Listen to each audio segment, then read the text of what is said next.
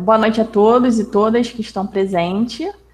Essa apresentação, ela tem como objetivo inaugurar oficialmente, né, o Observatório Carioca de História em Quadrinhos, que é um grupo de pesquisas de pessoas apaixonadas por quadrinhos e que reconhecem o potencial das histórias em quadrinhos, né, para ser utilizado em forma de pesquisas acadêmicas e pesquisas sociais. Então, hoje vai ter a apresentação. Eu vou mostrar aqui para vocês o roteiro. E depois essa gravação vai ser disponibilizada no site, no canal do YouTube, para ficar de livre acesso para todos.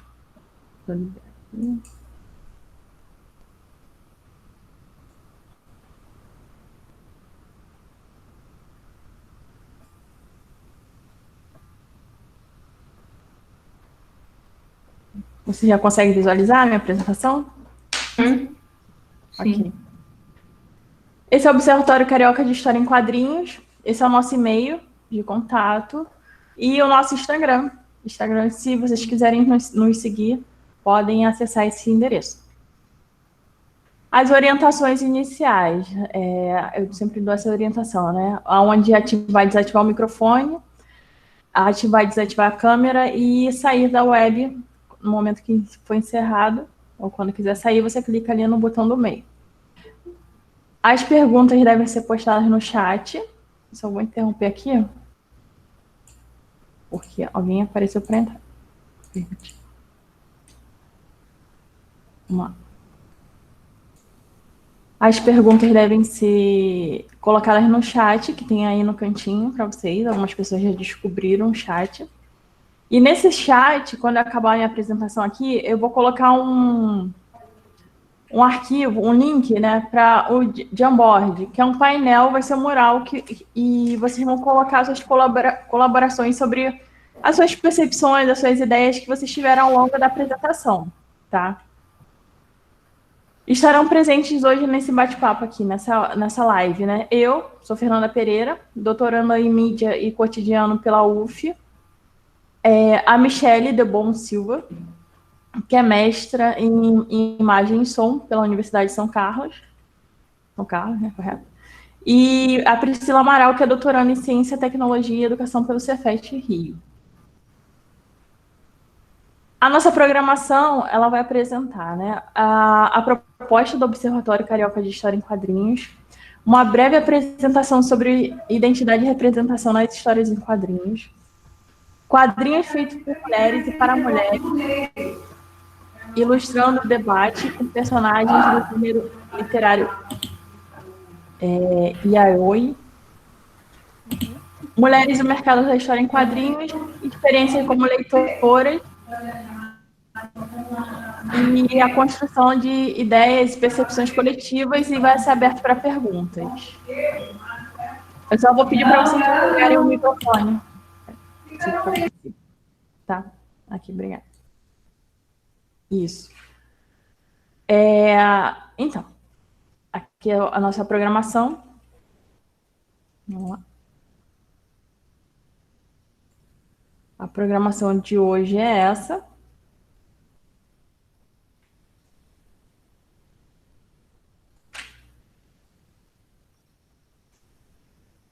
E falar um pouquinho sobre o Observatório Carioca de História em Quadrinhos.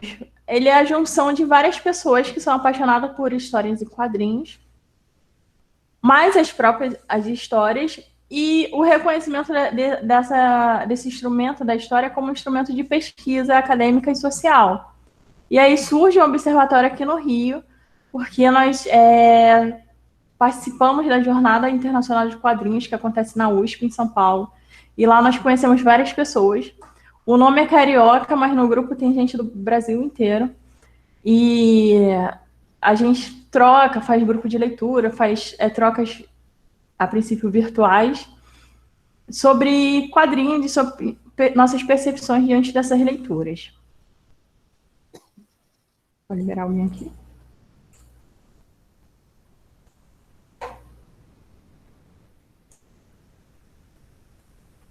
E falar sobre representação e identidade nas histórias em quadrinhos Eu trouxe duas citações de dois autores que falam, que podem representar essas concepções, que é o Bowen, Zygmunt Bowen, que ele menciona, né? A identidade, sejamos claros sobre isso, é um conceito altamente contestado. Sempre que se ouvir essa palavra, pode estar certo que está havendo uma batalha. O campo de batalha é o lar natural da identidade. Ela só vem à luz no tumulto dessa batalha e dorme e silencia no momento que desaparecem os ruídos da refrega. A identidade é uma luta simultânea contra a dissolução e a fragmentação. Uma intenção de devorar e, ao mesmo tempo, uma recusa resoluta a ser devorado. E sobre representação, o Stuart Hall ele vem mencionando, né? A representação é uma parte essencial no processo pelo qual os significados são produzidos e compartilhados entre os membros de uma cultura. Representar envolve o uso de linguagem, de signos, de imagens que significam ou representam objeto. Entretanto, esse é um processo longe de ser simples e direto. O que esses dois autores quiseram falar, né?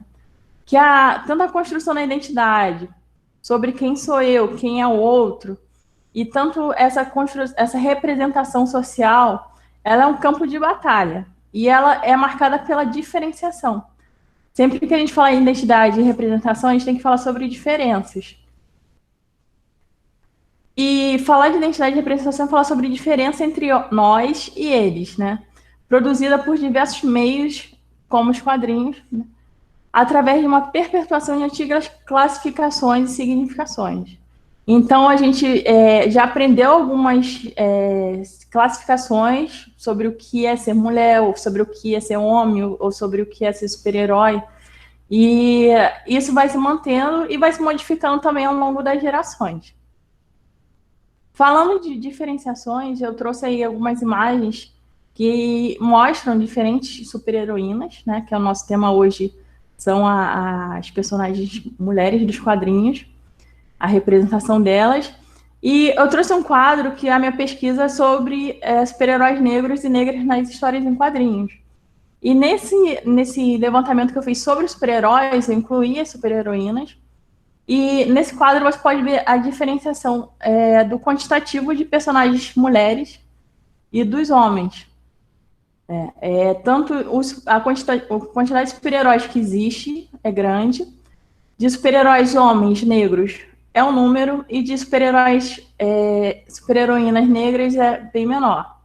Né? Isso se encaixa não só as super-heroínas negras, mas também as super-heroínas mulheres. E falar de diferença é falar sobre essa evolução da construção do personagem feminino nas histórias em quadrinhos. E eu trago esse livro, que foi importantíssimo na minha pesquisa sobre super-heróis, que é A Mulher ao Quadrado, que a autora, a Selma Regina Nunes Oliveira, ela salienta bem essa diferenciação entre gêneros nos quadrinhos, e que é um ponto importante para discussão, porque é uma construção histórica, e faz, como ela menciona, né, uma construção histórica e, como tal, faz incessantemente por meio de representações e discursos sobre as relações entre homens e mulheres que estão em constante mudança. Então, se pensar em representação e pensar em identidade, a gente tem que pensar em construção histórica, em sociedade, e eu trouxe aí a imagem da Mulher Maravilha, que é um dos símbolos, né, quando se pensa em super-heroínas, provavelmente ela é a primeira personagem a ser dita, ser mencionada, em dois momentos que ela muda o seu comportamento. Inicialmente, ela foi construída com uma visão de ser a super-heroína, aquela mulher que enfrenta a guerra, e posteriormente ela já retorna com um perfil. Ela vai mudando conforme o perfil da sociedade quer que ela mude, ou que se comunique com as outras mulheres que provavelmente vão ler os seus quadrinhos. Então, no primeiro quadrinho, ela está ali enfrentando um grupo de bandidos ou mafiosos, não sei direito.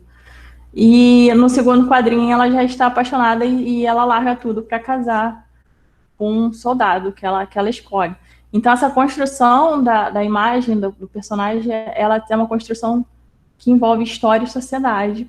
E quando se fala em representação feminina, a gente tem que pensar nessa construção da mulher na história também. Algumas referências, e aí eu dou prosseguimento à Michelle, que a Michelle vai dar a fala dela, dando prosseguimento à nossa proposta.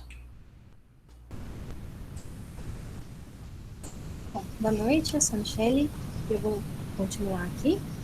Deixa eu botar você em evidência, Michelle, peraí. Tá. Pode falar. Aqui Deixa eu abrir o meu PowerPoint. Bom, eu vou continuar aqui falando sobre quadrinhos e mulheres. Agora sobre o mangá, que é o quadrinho japonês.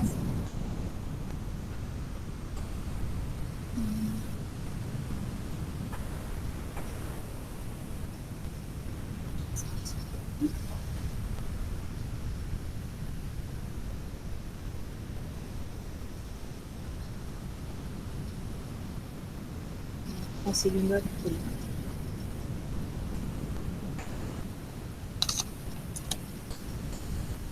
Só um minuto de problemas técnicos.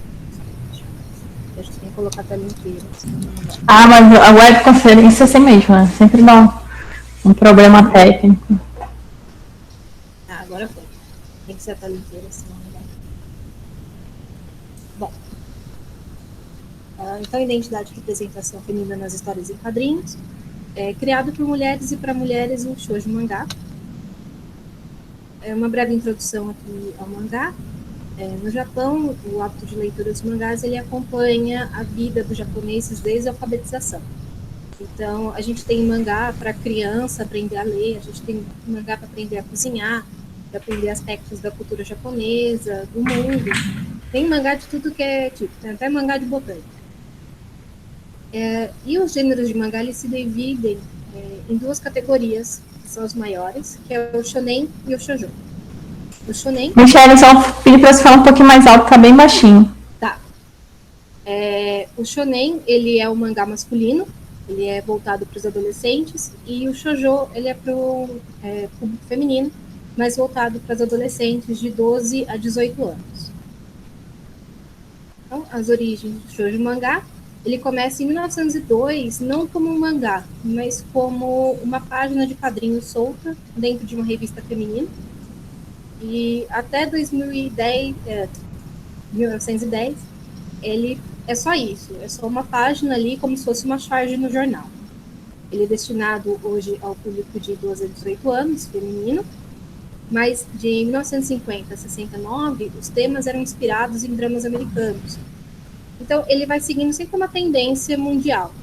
Quando os dramas americanos entraram no Japão, ele começou a seguir essa tendência, e depois teve a Olimpíada de 64, a gente começa a ter um maior número de mangás esportivos femininos, e em 1960 a gente ainda tem um número muito maior de homens publicando esses mangás do que mulheres. Por quê? As mulheres não participavam muito do mercado japonês, porque o quadrinho era uma coisa feita em estúdio na época. Então, as mulheres não participavam tanto assim do mercado, e era muito comum autores masculinos usarem pseudônimos femininos para poderem publicar e pedirem ideias ou sugestões sobre a mente feminina para suas irmãs, esposas, etc. Só que em 1969 a 71 surge um grupo de autoras, que esse grupo chama Grupo do Ano 24, e elas criam subgêneros do shoujo mangá. E aí a gente vai ter vários outros tipos de tramas aí, não só focada mais em romances, como era feito pelos homens. Então a gente só tinha romances, a gente só tinha histórias de amor impossível, e aí essas tramas elas foram melhorando com o passar do tempo, logicamente quando as mulheres assumem e começam a tratar de outros temas. Em 74, com as mulheres participando mais ativamente do mercado de trabalho, existe um boom do shoujo mangá. E aí surgem A Rosa de Versalhes, que foi publicado no Brasil, se não me engano, em 2018. A gente começa a ter mais heroínas, a gente deixa de ter donzelas em perigo para ter, de fato, heroínas independentes, não tão só focadas no amor.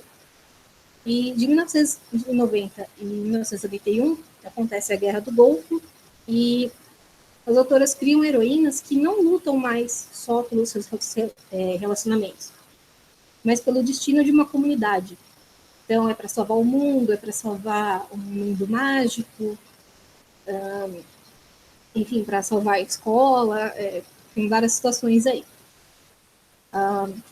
E essas relações, as relações dessas heroínas com outras heroínas ou com personagens mulheres começam a superar essa relação delas com os personagens masculinos. Então a gente não tem mais a menina lutando pelo homem ou para ser salva ou ainda para ter o seu amor. Você começa a ver elas grupos de guerreiras lutando para se proteger, então uma amiga protegendo a outra, a gente começa a ter mais isso. E surgem mais gêneros do mangá, como fantasia, ficção científica, garota mágica, o gênero yaoi também, que eu já vou citar. E a gente tem algumas características aí do shoujo mangá. Primeiramente, a diferença no tipo de traço e da matização. Enquanto no mangá masculino a gente tem traços mais grossos, com achuras, com maior uso de nanquim, muito preto, o mangá feminino ele vai ter um traço mais claro, mais fino, e ele vai fazer muito uso de decalque. Então é muito comum você ver fundos com estrelinhas, com decalquezinhos, florzinhas, tem bastante uso. As peles também, quando são mais morenas, também costumam ter uso de decalque, diferentemente do mangá masculino, onde eles só pintam de preto. O maior foco são nas emoções humanas, e não só em batalhas. Muito foco em relacionamento romântico, muitas vezes platônico, muitas vezes não correspondido, muitas vezes não dito, tá? Os homens nos mangás femininos, eles são normalmente bishonens, que são homens bonitos, gentis e adoráveis, muitas vezes com traços femininos, podendo até ser confundido com personagens femininos. Eles não são aqueles homens de 14 anos que a gente vê no mangá shonen, que já são trincados e musculosos. Não, eles são como pessoas mesmo, e só que eles têm uma aparência mais delicada. As personagens femininas são dóceis e recatadas, muitas vezes, tá? Não necessariamente, mas sempre vai ter algum personagem assim. E personagens femininas fortes e independentes também. Aí a gente vai ter dois extremos. Normalmente a gente vai ter a garota feminina dócil e recatada, que precisa ser salva, e ela vai ser salva por uma personagem forte e independente. Ou a menina dócil e recatada, ela sofre uma transformação até se tornar uma mulher independente. Acontece bastante isso também. Então, a gente tem personagens fortes e independentes, como a Lady Oscar, do mangá A Rosa de Versalhes, onde ela é uma guerreira que se veste de homem na Revolução Francesa, ela protege a princesa, e muitas vezes ela é confundida com o homem, mas dentro da história ela tem um par romântico e tudo mais. E isso não a deixa fraca, eu vou falar mais pra frente. A mulher no shoujo mangá ela não é sexualizada, a gente tem uma ausência aí do male gaze. Por exemplo, Sailor Moon são 5 meninas de roupa de uniforme escolar, que é um uniforme muito fetichista, de saia curta, etc. Mas ela não é sexualizada. Os ângulos do mangá não favorecem, eles acabam não favorecendo nenhum tipo de posição que possa insinuar alguma coisa, não tem decote, os ângulos também, porque não é o foco. Então a gente não tem um male gaze aqui, a gente não vai ter mulher de super sexualizada, com roupa curta e apertada, e se tiver, ela não vai estar sexualizada. A gente tem garotas inteligentes e corajosas, apesar da pouca idade, como a Sakura Kinomoto, de Sakura Card Captors, a Hikaru, de Guerreiras Mágicas, que só tem 14 anos e toma decisões de um adulto. E ser mimada e preguiçosa não é um problema. Então a gente tem uma variedade muito grande de personagens. E a personagem que ela é animada e preguiçosa, ela não é punida dentro da série, mas ela vai sofrer uma transformação durante os capítulos e ela vai ter um crescimento ali que o leitor vai poder acompanhar. E, bom, o amor no mangá feminino, ele nunca é uma fraqueza, tá? Mas ele é uma coisa que impulsiona o personagem, motiva e o torna mais forte. Sentimentos também não são fraquezas e mostram que conflitos podem ser resolvidos quando ambos os personagens chegam a um consenso. Então, essa coisa que a gente tem na história em quadrinho, que é voltada para o público masculino, de tudo tem que ser resolvido na base da porrada, tudo tem que ser resolvido com uma luta até a morte. Isso muitas vezes não acontece no mangá feminino. Muitas vezes, né, durante uma luta, uma conversa, e os personagens se entendem, ou não, às vezes, mas muitas vezes eles se entendem e resolvem o conflito na base do diálogo. E os relacionamentos no mangá, eles são idealizados, e eles sempre devem derrubar algum tipo de barreira ou tabu. Então, nisso surge também o gênero yaoi, que é um gênero homerótico ou homoafetivo, vai depender do mangá, masculino, mas que, na verdade, embora ele trate de um casal gay, não se trata 100% de um casal gay. É um casal gay totalmente idealizado, e é como se fosse um casal hétero, vestido aí como um casal gay. Então, a gente vai ter um personagem um pouco mais feminino, que vai gostar de cozinhar, vai ter características bastante femininas, né, para o público japonês.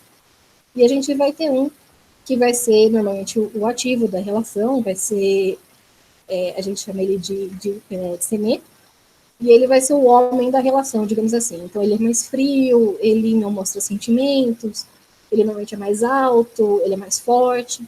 Então a gente tem aí, né, surge um casal hétero fantasiado de um casal gay. Por quê?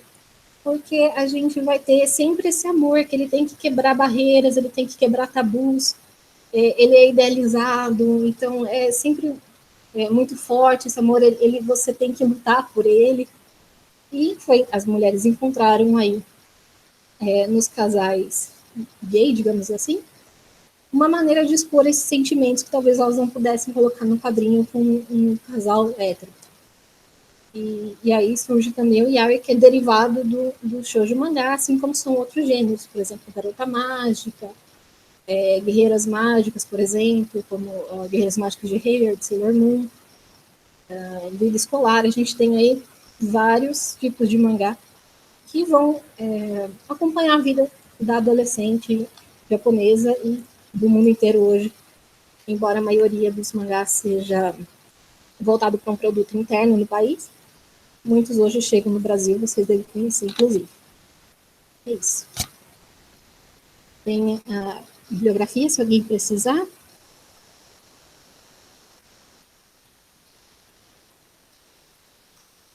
Deixa eu pôr aqui.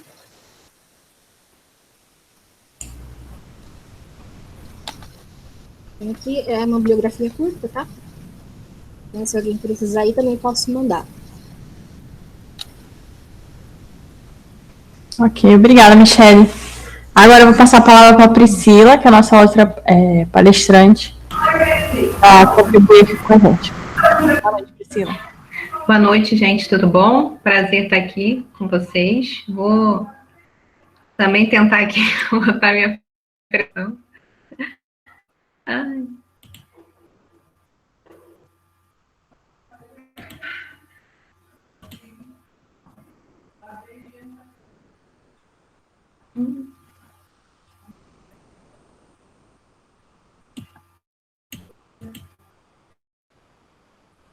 Espera aí, gente, rapidinho. Aproveitar enquanto a Priscila está organizando a apresentação dela, eu coloquei aí no chat um link que é para o Jamboard. Jamboard é painel de ideias. Vocês vão colocar suas ideias, suas percepções ao longo das apresentações, das dúvidas.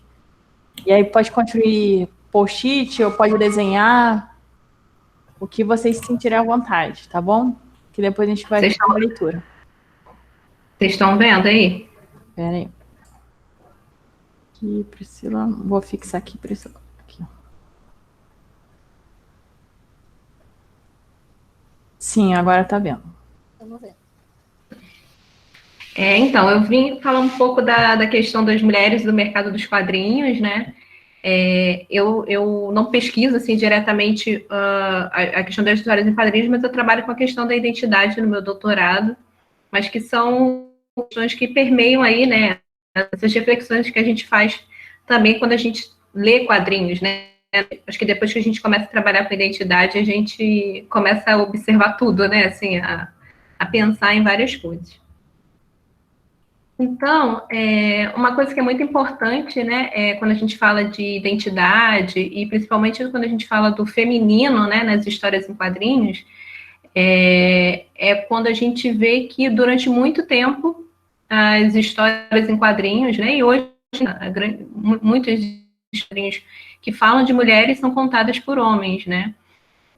E aí a gente tem essa questão da construção do nosso olhar, né? Até enquanto mulheres, a gente tem uma construção da nossa identidade a partir de um homem, né? Do que é dito através do discurso de um homem, né? Então, a nossa própria construção da identidade, ela passa por isso, né? Mesmo a gente sendo mulher, o papel que é esperado de uma mulher, por exemplo, é sempre apresentado a partir de um olhar masculino, né? E aí a gente vai ter que vão trabalhar, por exemplo, a questão da dicotomia, né? Então, são sempre opostos, e aí você vai ter sempre a construção do que a gente vai do outro, né? Então, não sou eu que conto a minha história, né? Eu conto a minha história a partir do olhar que o outro tem sobre mim. E nessa construção toda das mulheres nas histórias em quadrinhos, né? A gente vai ver que os estereótipos estão muito presentes, né? As meninas já falaram da identidade, né, e tudo mais. A gente tem a questão da mulher sempre ser a mocinha indefesa ou a vilã sensual que vai seduzir todo mundo. A gente tem uma hoje, né, já tem sido bastante problematizada, que é a questão da hipersexualização, né? Então, a partir do momento que você começa a perceber que existem muitos exageros quando uma mulher é representada, né? Então, muito curvilínea, ou sempre com roupas muito... sempre com a questão do apelo sexual, que a Michelle até falou, né, que existe essa coisa de alguns personagens não serem sexualizados, né? Então, a gente sempre vai ter essas questões, sempre teve essas questões que até algum tempo não eram problematizadas, mas que hoje a gente consegue discutir, né, e perceber. E aí é interessante, né? Eu até coloquei aqui a imagem de uma personagem, né? Que foi escrita lá na década de 30, 40, né? Pela June Miller, a Miss Fury, né? E aí tem cartunistas mulheres lá na década de 30, né? Final da década de 30, início de 40, mas que a gente quase não ouve falar, né? E aí até a mulher, que é, no caso... Para o nosso caso, né, das heroínas, a principal, né, como a Fernanda falou, quando a gente pensa numa heroína, a gente pensa na Mulher Maravilha, ela é feita por um homem, né, foi feita por um homem. Então, a gente vai ter alguns personagens ali na década de 30 que eram feitos por mulheres, né, né, mas a gente, né, eu pelo menos não tenho referência, só fui descobrir quando eu estava fazendo essa pesquisa para a apresentação. Né, mas quer dizer, já existia essa representação, que eram mulheres independentes e tudo mais, mas que não tinha essa questão da sexualização que a gente encontra quando a gente vê, por exemplo, algumas heroínas, alguns personagens de história em quadrinhos sendo feitas, né, quando a gente pensa no olhar masculino. E aí, por que é interessante sobre isso, né? Porque a gente entendendo que as histórias em quadrinhos, elas estão dentro de um contexto, elas são uma produção cultural, elas ajudam a gente, né, olhando, refletindo academicamente, a refletir, né, sobre as questões de diferenças raciais, culturais, religiosas, sexuais, né, e também a estabelecer, ou até a gente ter a oportunidade de, através de uma história em quadrinho, problematizar a questão do preconceito, né. Então, no meu doutorado eu trabalho e a gente vê o quanto a imagem ela tem um papel, por exemplo, de perpetuar um preconceito. Então, você imagina uma história em quadrinho que você lê durante anos, né? Então, é importante a gente entender por trás também desses discursos, né, que a gente vê nas histórias em quadrinho. E aí eu estava procurando alguns dados, né, e eu vi que em 2018 tem uma estimativa de que um pouco mais de 30% das leitoras de história em quadrinhos, leitores das histórias em quadrinhos do Brasil são mulheres, né? Isso em 2018, acredito que a gente deva ter um pouco. E na Europa, em alguns países da Europa, essa quantidade ela é meio a meio, né? Quase 50%. editoras de quadrinhos, né, são mulheres, né. E aí a gente vai ter uma coisa muito importante, né, que aí as meninas podem falar mais aí, né, as meninas que estão aí presentes e tudo mais, né, mas mesmo a gente cada vez mais crescente de mulheres produzindo histórias em quadrinhos, lendo histórias em quadrinhos, né, nos games, né, nas plataformas de jogos, né, a gente ainda encara, né, a gente ainda enfrenta a questão do quadrinho ou do game, né, tudo que gira em torno um pouco da cultura nerd, ainda ser muito vista, inclusive por alguns, né, homens, né, desse meio, né, sem generalizar, né, como uma coisa de menino, né, então a gente tem um sexismo muito grande dentro desse meio. E aí, como é que isso se apresenta, né? Geralmente, quando a gente fala de que a gente gosta de alguma coisa, de quadrinho, de algum herói e tudo mais, a gente praticamente tem que responder um questionário, né? Sobre aquele herói, sobre os mínimos detalhes, e aí se a gente erra alguma coisa, né? A gente não pode errar, e aí a gente já é desacreditado, desmerecida, né? Eu botei esse correções, porque quem nunca sofreu uma correção quando falou de algo, né?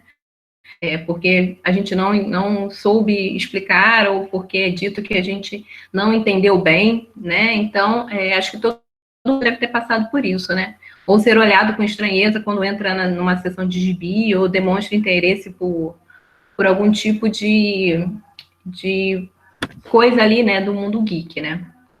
E aí eu fiquei lembrando, né, da minha como leitora em quadrinhos. Tanto a formação de história em quadrinho é a Turma da Mônica, né, em que você tem ali que é uma menina bem valentona, né, que enfrenta os meninos e tudo.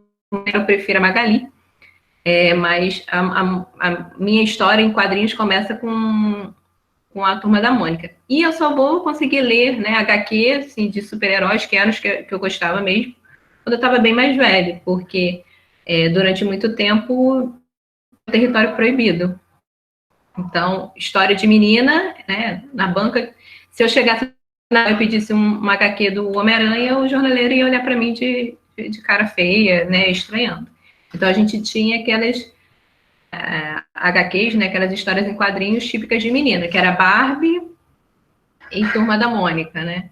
Então, é interessante a gente pensar sobre isso. Hoje, as meninas têm um acesso maior, uma possibilidade de falar que gosta realmente, né? Então, eu acho muito bacana quando eu vejo, por exemplo, festa de criança, a menina querendo ser a festa do Hulk ou do né? Então, é interessante a gente ter essa liberdade, né, um pouco maior hoje em dia.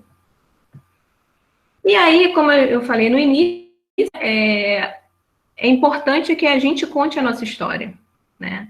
Então, que a gente tenha a nossa história contada por mulheres também. Então, aqui eu coloquei alguns exemplos, né, de roteiristas da Marvel, da DC, né? E o número de heroínas crescendo, né? De representar diversas representações, etnias, né?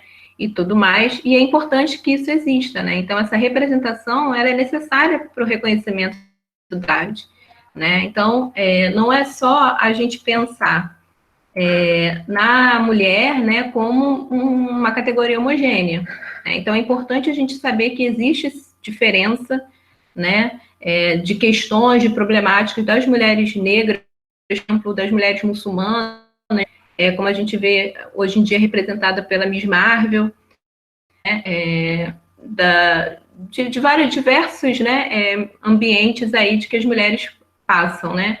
Então, não é falar só sobre mulher, mas os diferentes tipos, né, de situações, de vivência que as mulheres enfrentam, né? E isso tem que estar representado também. Ela não é uma categoria, né, o gênero, né? As mulheres não são uma categoria homogênea, muito pelo contrário, né?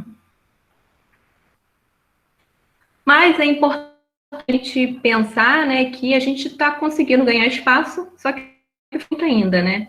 Então, no mercado de quadrinhos hoje a gente tem uma produção, né, relativamente grande, principalmente área independente, né? Muitas mulheres cartunistas produzindo aí suas HQs, né? Às vezes com financiamento coletivo e tudo mais. Né? Eu coloquei aqui alguns exemplos de mulheres que produzem quadrinhos, né? Da Bianca, Fifi Torquato, inclusive essa HQ da Tina, ela gerou uma certa polêmica, né? Do tema que ela trazia, da questão da Tina não ser curvilínea como ela aparece nas histórias clássicas, histórias em quadrinhos. Então é interessante a gente pensar sobre isso.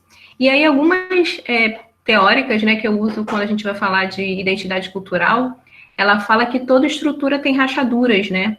E que uma das formas da gente quebrar a estrutura, né, é a gente filtrar por essas rachaduras. Então, quando eu penso no mercado de quadrinhos, né, da representação das mulheres, eu entendo que a gente ainda está nesse momento das rachaduras. A gente está aí se infiltrando, né, tentando ainda, né, conseguir um lugar maior, né, de equidade, de reconhecimento dentro dessas estruturas.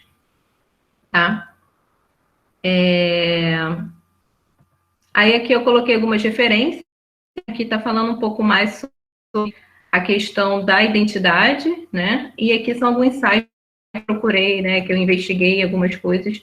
E depois, se vocês quiserem, eu posso colocar lá também, tá? Bom, é isso, gente. Obrigada.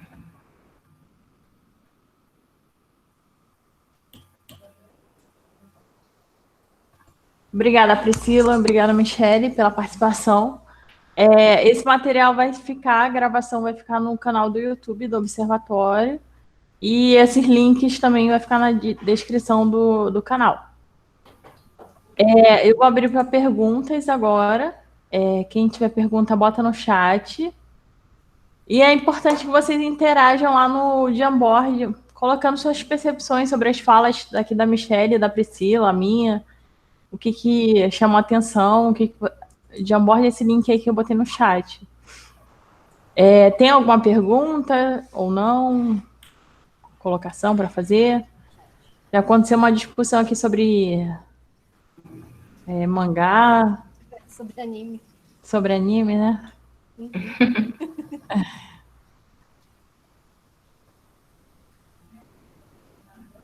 A apresentação toda vai ser disponibilizada, Rony, no YouTube, no canal do YouTube. Mas depois você pode mandar o seu e-mail para a gente que manda a apresentação. Aí o Elbert quer saber qual heroína as representa. Nossa, é difícil essa. O Elbert só mandando pergunta difícil agora. Uhum.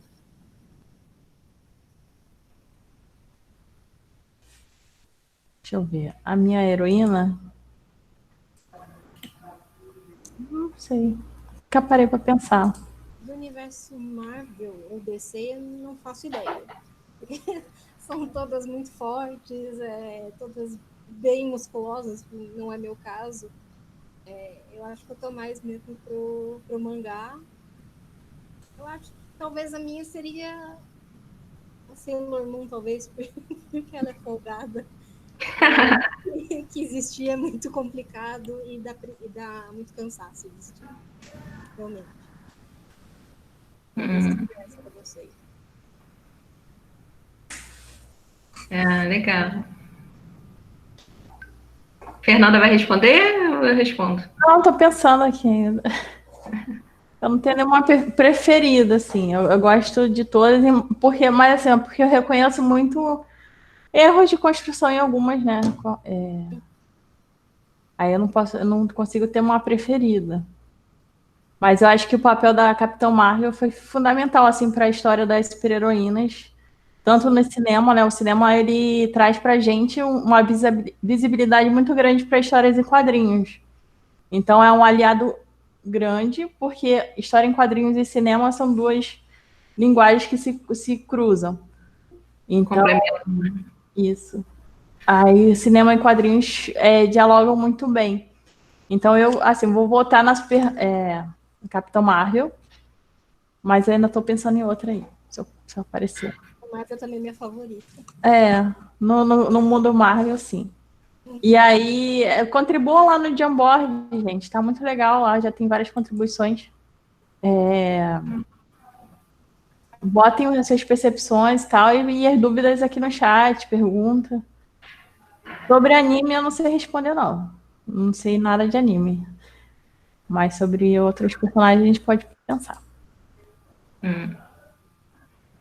A minha é uma questão muito mais sentimental do que de identificação, né? Mas eu eu gosto muito da Tempestade, né? Porque foi a primeira heroína assim que eu me lembro desde das minhas memórias infantis, assim, de assistir o Zack na visão, né? No desenho animado não era nem de história em quadrinho, né? Na época eu não tinha acesso, assim, né? Como eu falei. E eu sempre procurei muito, assim, algum personagem para poder ver. Então, acho que a Tempestade assim, não que eu me identifique mais, mas que é a primeira, assim, que eu tive contato e que eu me apaixonei pela história, né? Então, acho que é mais ela, assim, depois é que eu fui ter contato mais, assim, com a filha, e aí com o universo cinematográfico da Marvel, a gente teve acesso, né, a mais coisas, assim. Depois que eu fiquei mais velha, que eu comecei a buscar mais, mas eu acho que, puxando aí mais pelo lado sentimental, acho que é Tempestade. Isso. O André está trazendo uma contribuição bem importante aqui, né? Ele está dizendo que o mercado japonês está mais avançado em termos de representações femininas e que o mercado norte-americano. Se sim, ele está perguntando no caso, né? Se sim, o que se deve essa diferença? Acho que a Michelle pode responder essa pergunta. Se o mercado japonês está mais avançado em questão de representatividade e representação, né, das personagens femininas ou não? Depende. Como eu disse anteriormente, né, a gente tem aquela divisão grande entre mangá feminino e mangá masculino. No mangá feminino, a gente está muito bem representada, porque não tem o male gaze, então a gente não precisa ficar preocupada com a hipersexualização dos personagens. Você não tem uma heroína que está ali só para ser um deleite aos olhos masculinos, digamos assim. Agora, no mangá masculino, aí já não.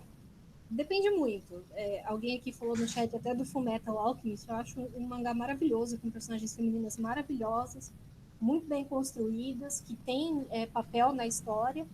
Mas se você pegar um outro mangá qualquer, masculino, desenhado por um homem, a chance de você ter personagem feminino bons, que realmente representem a gente, é muito baixa. Você vai ter talvez um ou dois personagens femininos muito bem construídos, mas é insignificante perto de um universo com 200 personagens masculinos. E muitas vezes elas estão ali ou para serem resgatadas, ou para ser interesse romântico. É muito difícil você achar mangás que tenham personagens femininas que realmente fazem alguma coisa na história, que tem uma participação para a trama, para a narrativa, que não seja essa. Lógico que tem exceções, tem muitos mangás, especialmente que são vendidos para o Ocidente, que trazem isso agora. Mas se você pegar, por exemplo, Cavaleiros do Zodíaco, né, a gente tem ali uma deusa que é sempre resgatada. Ou a gente tem personagens femininas que estão ali só para ser interesse amoroso, para causar intriga. Então, se a gente falar do shonen, não. Mas no mangá feminino, sim. No yaoi também a gente não tem. As mulheres, elas estão sempre ali para causar discórdia entre os casais, para separar os casais. Então, ela é sempre uma inimiga. Você nunca vê uma mulher ali como amiga. Que é um traço do machismo já dentro de um mangá feminino, né? A sociedade japonesa é ainda muito machista. Então, vai depender muito do nicho de mangá que você pegar. Show. Obrigada, Michelle. O Raoni pontuou aqui no chat a questão da tabela dos super-heroínas negras, e isso foi durante a minha dissertação que eu fiz a pesquisa sobre super-heróis negros e negras. No início, ia ser sobre super-heróis negros, porque justamente essa cultura que a gente tende a associar ao perfil masculino. E aí, ao longo da pesquisa, não, tem que ser super-heróis e super-heroínas. E a construção de super-heróis homens negros nesse mercado Marvel DC já é pequena. E aí, quando você faz uma análise para as mulheres, diminui ainda mais. Então, é justamente essa que no início da minha fala eu contribuí, né? Que é justamente essa diferenciação, essa construção da identidade e da representação. Ela sempre vai ser uma guerra, né? A partir do olhar de outros. Então, qual é o olhar que interessa para representar um super-herói negro homem, ou para representar uma super-heroína negra mulher, ou para representar uma super-heroína negra, ou para representar uma super-heroína mulher mesmo, a mulher branca, no caso, que é a maioria.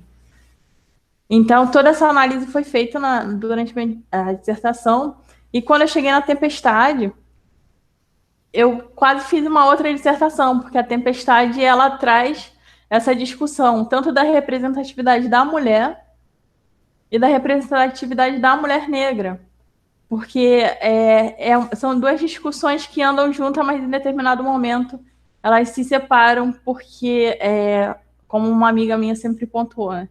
Enquanto a mulher branca estava lutando para poder trabalhar, a mulher negra já estava trabalhando nas casas de famílias ou em outros serviços. Então, essa discussão é uma discussão que caminha junta, mas chega em determinado momento, elas se separam e precisa ser discutido. Então, assim, são personagens que reforçam alguns estereótipos.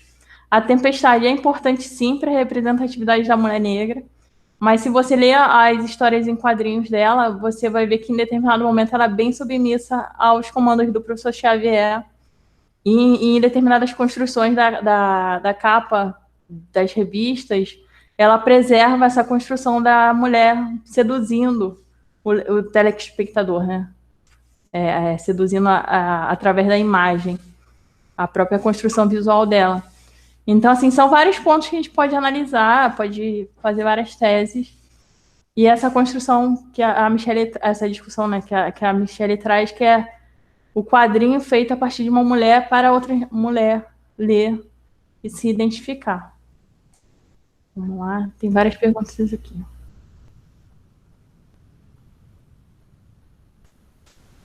Quem é Raoni? O Raoni está perguntando o que vocês acham da Capitã Marvel, tem influência na percepção dela no público?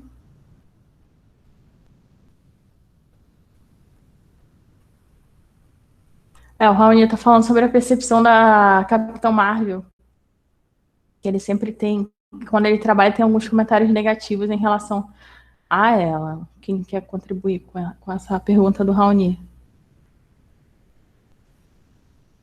Eu acho que eu consigo contribuir um pouco só. Não é muito meu foco, mas pelo que eu vi, independente de qual seja a super-heroína, ela acaba sofrendo sempre algum hate, algum tipo. Eu lembro quando saiu também o filme da Mulher Maravilha, tinha gente dizendo que a Gal Gadot não poderia fazer a Mulher Maravilha porque ela não tinha os olhos azuis e não era bonita o suficiente.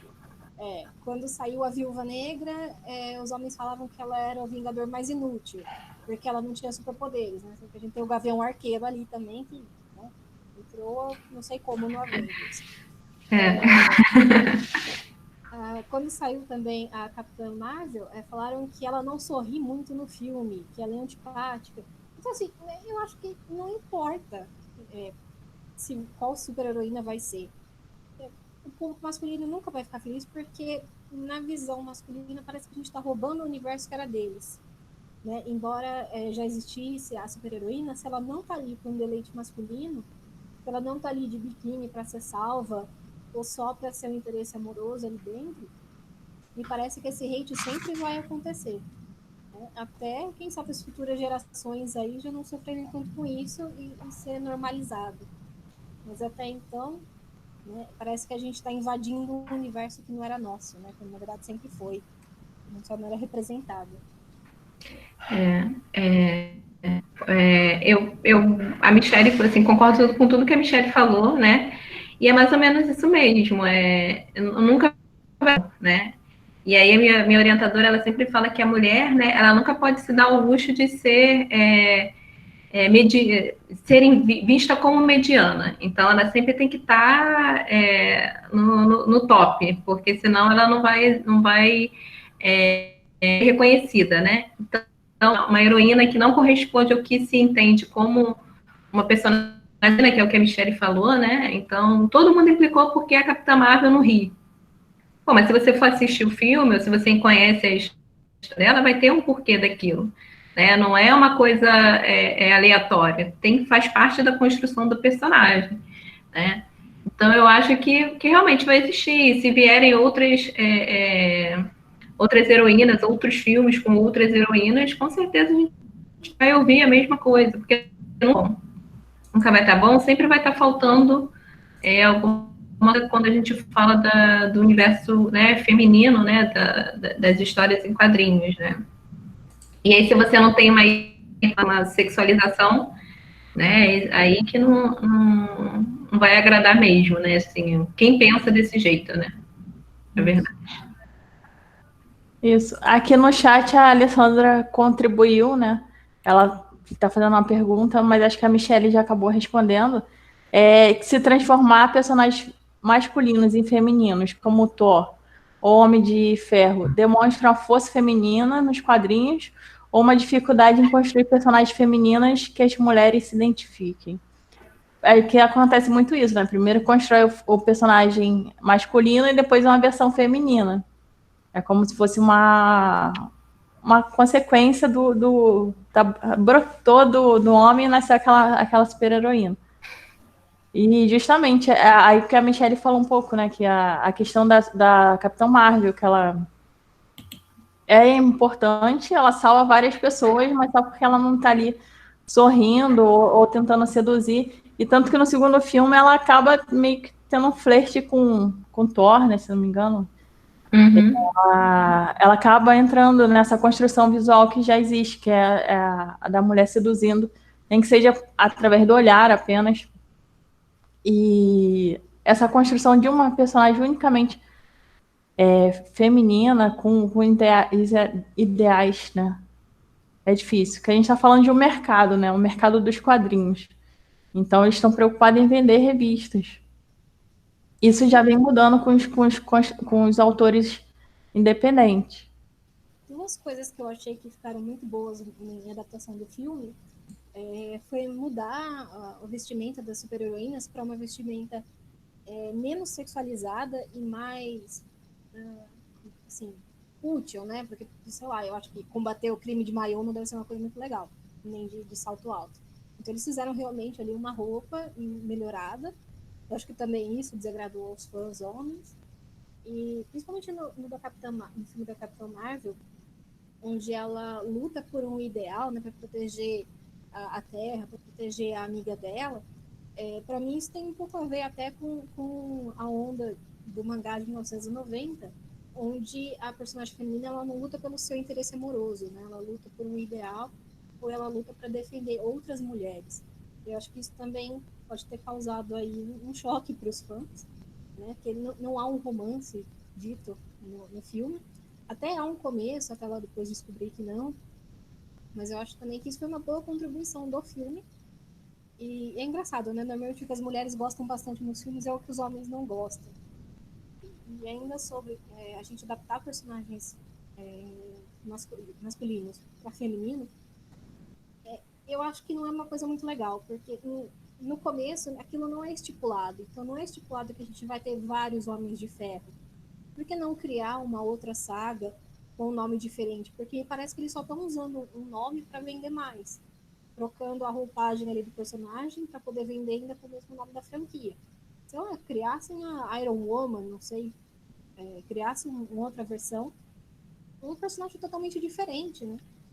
Então parece que realmente aí fica aquela ideia de o estúdio está fazendo isso para poder arrecadar Pink Money ou para poder conquistar o público feminino, né, em cima de uma marca que já existe. Me parece um pouco isso. Né? Poderiam criar aí novos personagens, tem tanto X-Men, poderiam criar uma saga de algum X-Men, como da Tempestade, que é maravilhosa. Me parece um pouco de falta de imaginação e de querer lucrar em cima de uma marca já existente. Show. Aqui no chat tá bombando. Eu queria que vocês continuem. Tem bastante gente contribuindo lá no painel pra gente. Tá bem legal.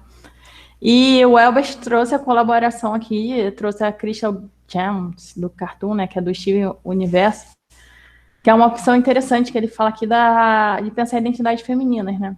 Que já é um personagem, mas é um personagem que eu costumo dizer, né? Só a grande massa, o número de pessoas só conhece a partir que vira filme, né? Só a gente que gosta de quadrinhos conhece os personagens lá na sua origem, que acompanha na TV, e talvez essa personagem não seja tão conhecida.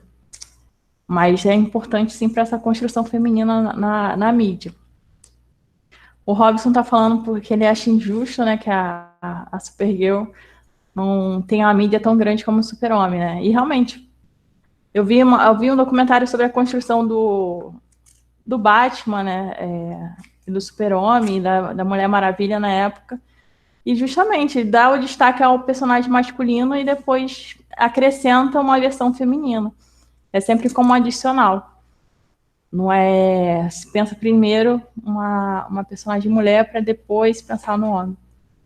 E durante a minha pesquisa de mestrado eu pude ver bastante isso, né? Principalmente eu fui mais para o lado da construção das personagens negras, mulheres, e vi muito assim, a questão da sedução, da descaracterização da personagem em prol de uma fixação da representação. E você, depois que você começa a ler a história, você vê a importância daquela personagem. Como no Luke Cage tem a Misty, né, que é uma amiga dele e uma pessoa importantíssima na história. Mas se você olhar as primeiras capas, você acha que ela é uma prostituta, porque na representação é só a valorização ao corpo, a sexualização dela. E aí você vai lendo a história, você vai conhecendo a importância daquele personagem. A Aline está fugindo um pouco do mangá e ficando nos filmes. O que vocês acham das produções de The Boys? Quem pode ajudar nessa história? The Boys. Vocês assistiram ou não? Não, isso eu não conheço, não. Esse eu assisti. Então, eu acho que o The Boys, ele tenta fugir disso e acaba sendo até mesmo uma alfinetada aí no mercado machista, né? Na história já começa, acho que logo nos primeiros episódios, uma moça que ela se torna heroína, ela entra para que já que seria tipo uma Liga da Justiça, uma coisa meio parecida, eu não vou lembrar o nome agora, mas é um nome similar, e logo no primeiro dia dela, ela é assediada por um dos membros de lá, e ela começa a descobrir muita sujeira ali debaixo do tapete. Me parece, eu não sei, eu não li nenhuma crítica a respeito, eu realmente, assim, tô só falando como uma pessoa que assistiu, mas me parece que acaba sendo, sim, uma crítica a esse mercado, né? Onde, por exemplo, a organização que ela trabalha manda ela colocar uma roupa, ela tem uma roupa que é tipo uma saia, uma bota, uma blusinha, manda ela colocar um biquíni, assim, um maiô, né, para poder aparecer mais na mídia. Tem uma outra super-heroína que ela é lésbica, mas eles colocam ela nunca pode ser lésbica na frente das câmeras, nunca pode aparecer com a namorada nem nada, isso acaba frustrando muito ela. E assim, no começo a gente acha que aquela personagem vai ser a personagem forte, que vai contra tudo e acaba não sendo, né? Porque ela está enfraquecida, né, psicologicamente por muitos motivos ali. Não sei. Só isso que eu consigo contribuir. O Paulo Fontre está aqui botando no chat a questão da Jessica Jones e Kamala Khan.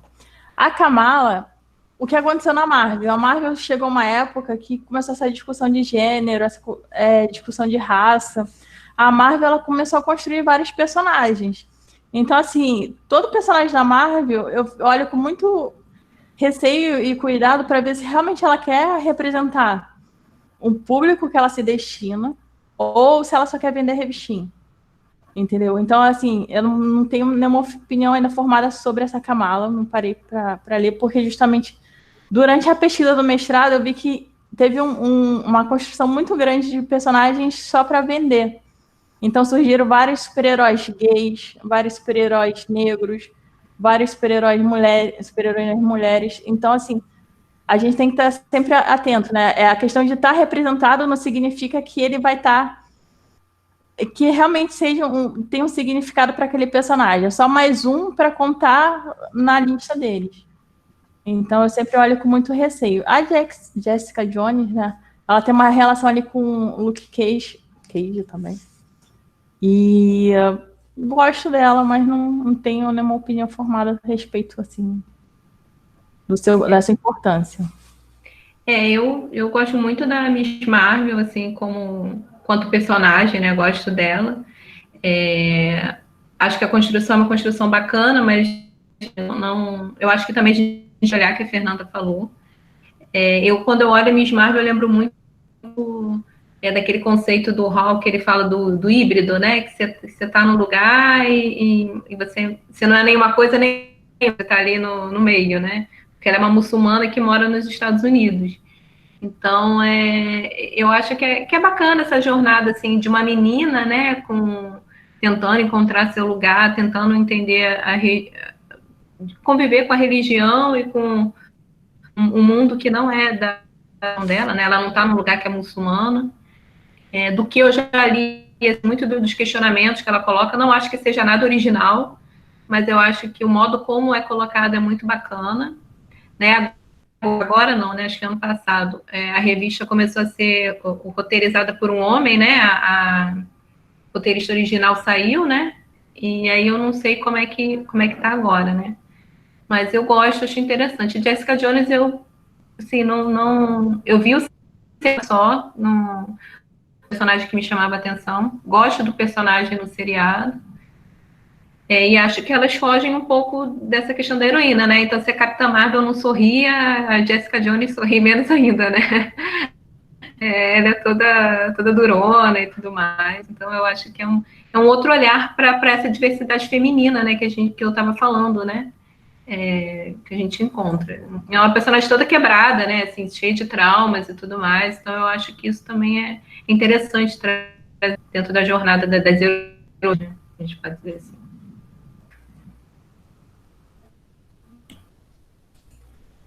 Aí eu fiz uma pergunta, não sabia se podia fazer, mas eu fiz.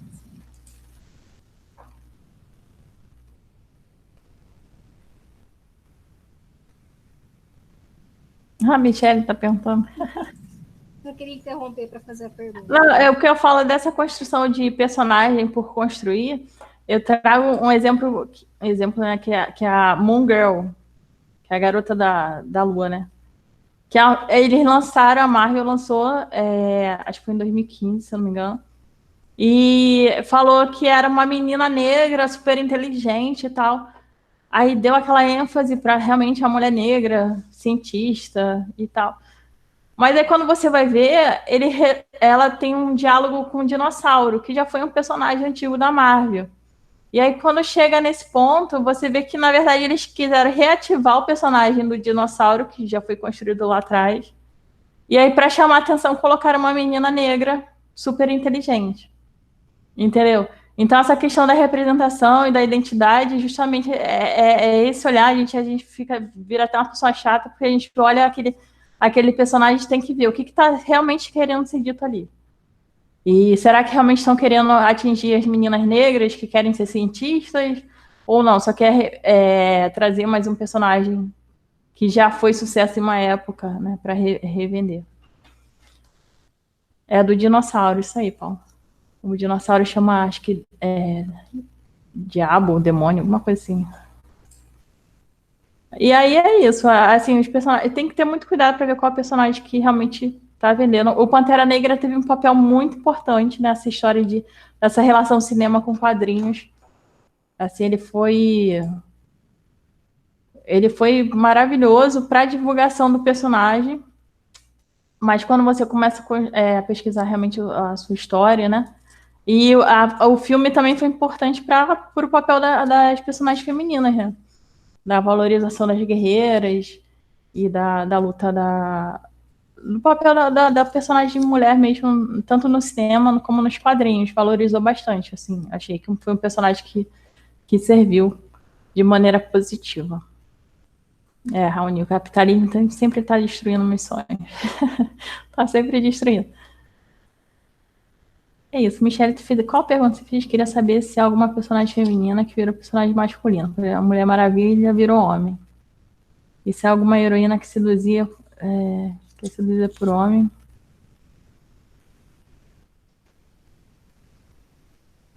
Uma mulher que virou. Ah, sim, é o contrário, né? Geralmente é a Batgirl vem do Batman. Isso. Teve o contrário.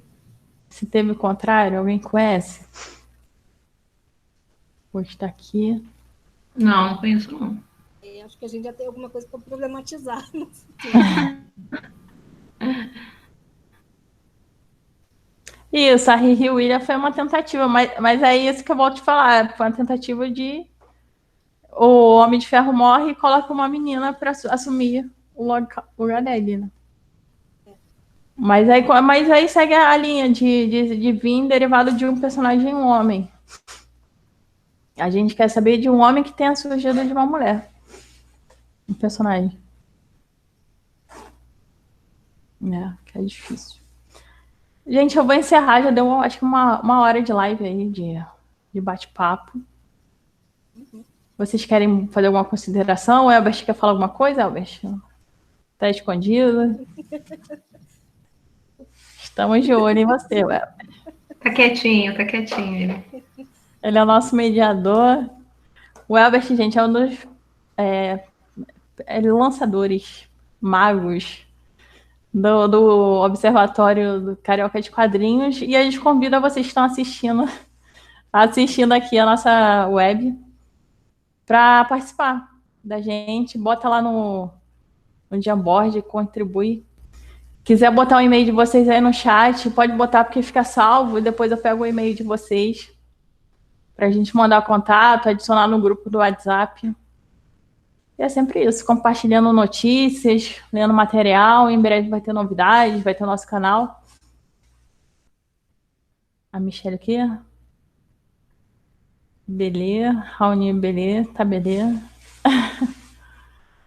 Coloquem aí o e-mail de vocês no chat. Contribuam lá no Jamboard, que tá muito show. Tá? Tem algumas contribuições muito legais. E aí na próxima live a gente vê que canal fica. O André tá contribuindo. Deixa um e-mail aí que esse chat ele fica salvo no Drive. Depois eu vou. Aí eu mando contato para vocês.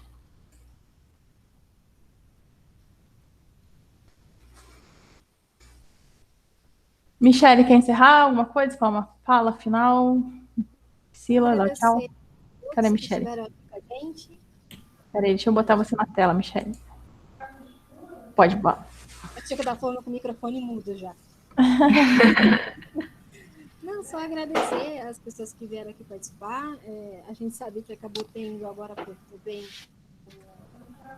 o evento da USP, o colóquio da USP, que acabou sendo no mesmo dia que a gente. Então, agradecer quem está aqui, quem participou, e agradecer também as perguntas aí, porque a gente sabe que é difícil gostar de quadrinho no meio aí tão machista com a gente. Então, agradecer a todos que estiveram aqui, que quiseram assistir 3 mulheres falando de quadrinho. Deixa eu Priscila, botar aqui a Priscila. Então, eu queria agradecer primeiro o convite, né, para participar desse tema que é tão apaixonante para mim, né? Eu brinco que eu tenho 2 paixões, que é a história da minha linha de pesquisa e as histórias em quadrinho. Então, são coisas que eu gosto de pesquisar e de estudar. Queria, como a Michelle falou, né, agradecer a presença de vocês, essa troca, né? Eu gosto muito de trocar, acho que é bacana. E fico feliz que a gente tem né, 3 falando sobre histórias em quadrinhos, né? Que as gerações tenham cada vez mais espaço, né? As próximas gerações de meninas, né? Tenham cada vez mais espaço para se afirmar consumidoras, produtoras, né? De histórias em quadrinhos, né? Que a gente consiga aí, nesse campo, driblar essas questões que a gente discutiu hoje aqui, né? Show. Obrigada, Michelle. Obrigada, Priscila. Queria agradecer a vocês que participaram até aqui no final. A minha câmera não está muito boa, a iluminação aqui não é muito boa. Mas eu fiquei feliz com um bate-papo. É um bate-papo mesmo, a gente faz aquela introdução um pouco mais teórica para contextualizar o tema da web. E falar que semana que vem tem mais, às 19 horas. Convidem seus amigos, participem conosco, tragam sugestões, tá? Divulguem. E a gente se vê por aí. É para assistir bastante anime mesmo, Robson. Deixa eu ver mais quem tá comentando. Ergon, bate um salva de palma aqui para os profissionais. Paulo, obrigada. Raoni, pessoal que contribuiu, quem só ficou ouvindo também, obrigado por participar. E é isso, gente. Depois eu vou botar no canal do YouTube, vou pegar o e-mail de vocês aqui, encaminhar o link e mandar o link para participar do nosso grupo, tá bom? E novidades virão. Beijos, boa noite. E fiquem em casa, use máscara, usar máscara salva. E é isso aí. Beijão, gente. Tchau. Tchau, tchau. Tchau, tchau, gente. Deixa eu fechar aqui. Tchau.